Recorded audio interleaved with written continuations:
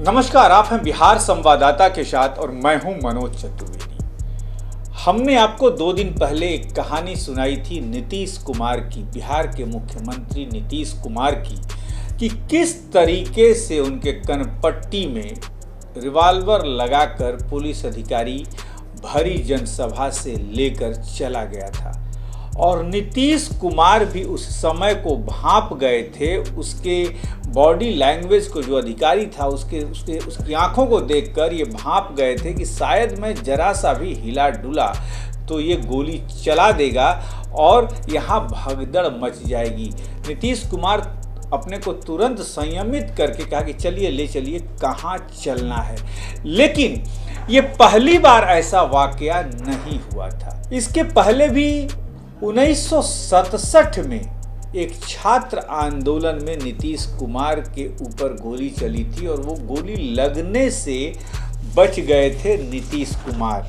जी हाँ, संयोगवश नीतीश कुमार की मौत से पहली मुलाकात नहीं थी आरा वाली। इसके पहले भी 1967 की शुरुआत में जब नीतीश पटना में एक छात्र जुलूस के साथ गए थे, भले ही एक प्रतिभागी से ज्यादा एक दर्शक के रूप में वहां गए थे, जब पुलिस ने भीड़ को कलेक्टर के कार्यालय में प्रवेश करने से रोका तो जो उत्पाती बच्चे होते हैं वो झुकने लगे कलेक्टर के ऑफिस में। उस समय भी गोली चल गई थी और नीतीश कुमार को 2 गोलियां उनके कानों के पास से गुजरी, जो कि खुद नीतीश कुमार ने अपने दोस्तों को बताया कि आज तो मैं मौत के मुंह से लौटकर आ गया हूं। ये घटनाएं शायद कभी हमें सुनने को नहीं मिलती, लेकिन उनके मित्र जो हैं उदयकांत ने ये किताब लिखी है। 50 वर्षों के नीतीश का उतार चढ़ाव पूरी इस किताब में लिखा है। 760 पन्नों की एक किताब है। और एक वाकया मैं आपको और बता दूं, इलेक्ट्रिकल इंजीनियर्स ने राजनेता बनने का जो फैसला हुआ वो जेपी के आंदोलन में हुआ। नीतीश कुमार 2 चुनाव हार गए थे और तीसरा चुनाव लड़ने के लिए उनके पास पैसे तक नहीं थे।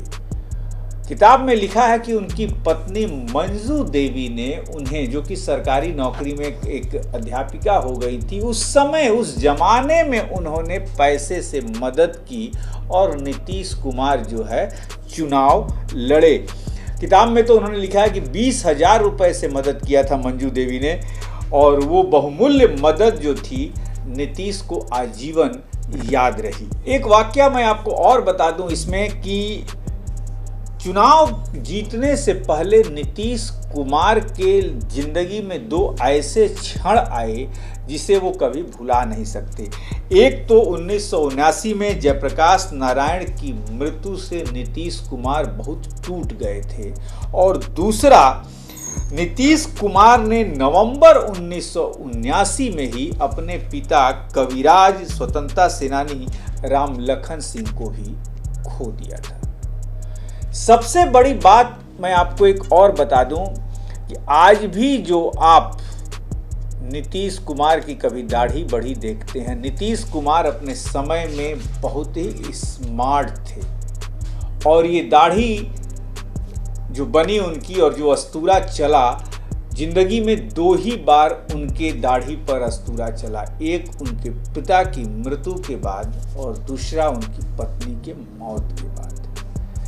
ये वाकया बहुत लोगों को नहीं पता होगा। ऐसे तमाम वाकये हम जिसको हमने समेट के रखा है उस किताब से, निश्चित तौर पर आपको बताते रहेंगे। हम बार बार आपको बताएंगे कि क्या कुछ उन किताबों में है। कुछ उस किताब के पन्नों की मुख्य बातें हम अपने दर्शकों को निश्चित तौर पर लेके आएंगे। दर्शकों के लिए आप बने रहिए।